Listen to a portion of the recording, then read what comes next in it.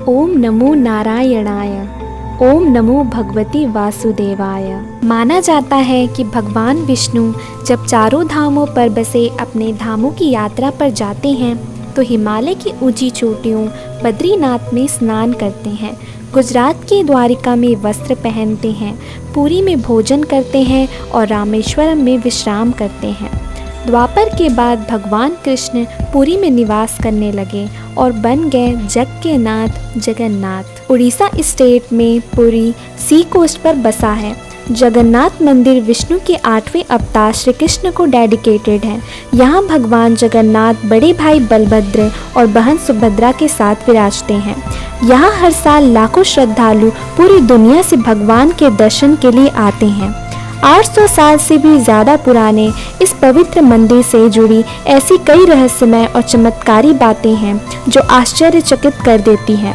आज के वीडियो में मैं आपको इन्हीं रहस्यमय बातों से रूबरू कराने वाली हूँ जो आपको भी सोचने में मजबूर कर देगा।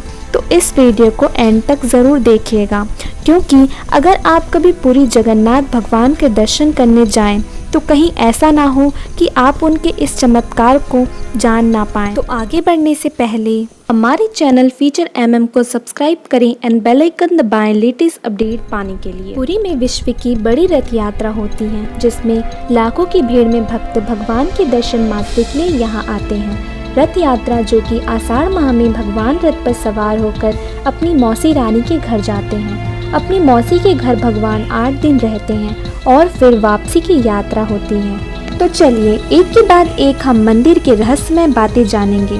तो सबसे पहला है हवा के विपरीत लहराता ध्वज। श्री जगन्नाथ मंदिर के ऊपर स्थापित लाल ध्वज हमेशा हवा के अपोजिट डायरेक्शन में ही लहराता है। हैरान करने वाली बात तो है, क्योंकि झंडा हवा के डायरेक्शन में ही लहराती है।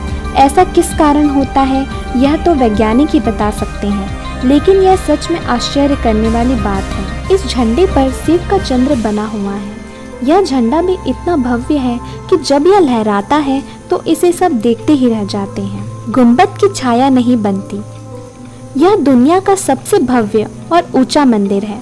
यह मंदिर 4 लाख स्क्वायर फीट में फैला है और इसकी हाइट लगभग 214 फुट है।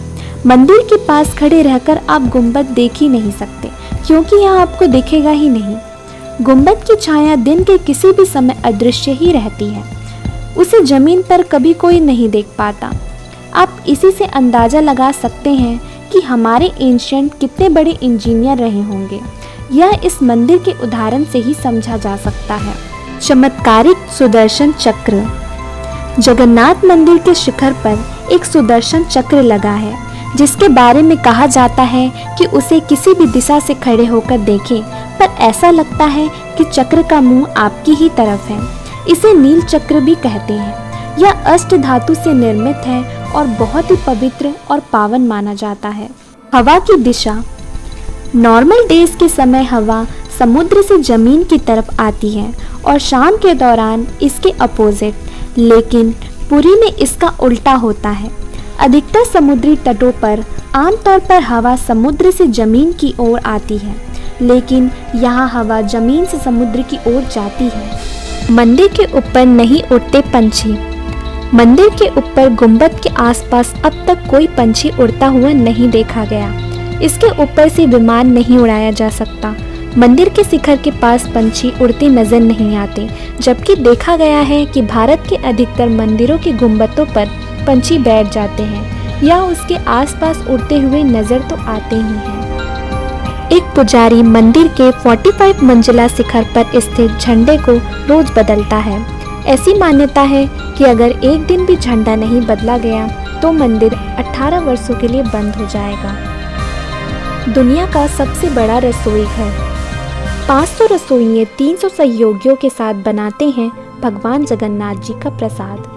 मंदिर की रसोई में प्रसाद पकाने के लिए 7 बर्तन एक दूसरे पर रखे जाते हैं और सब कुछ लकड़ी पर ही पकाया जाता है।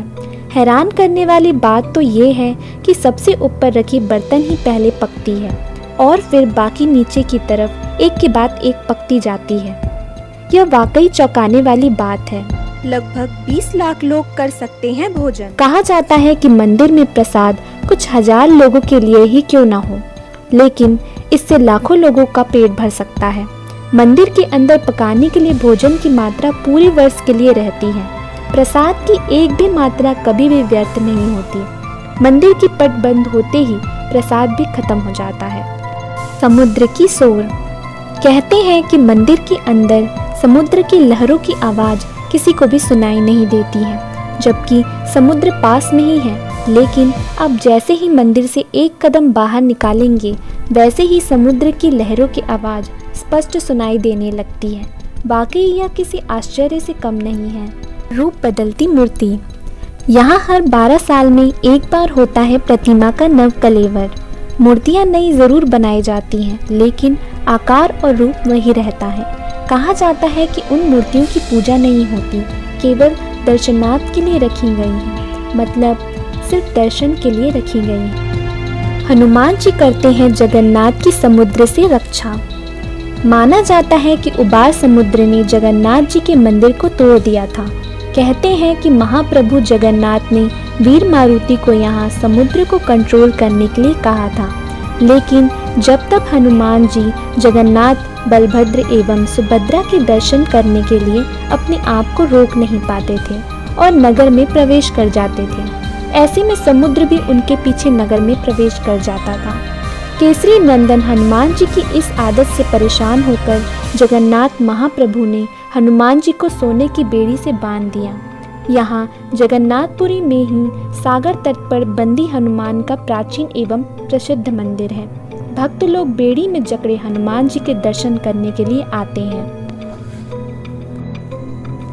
तो कैसी लगी आपको मेरी आज की वीडियो, मुझे कमेंट कर ज़रूर बताएं। और अगर यह वीडियो आपको पसंद आई है तो इस वीडियो को लाइक ज़रूर करें।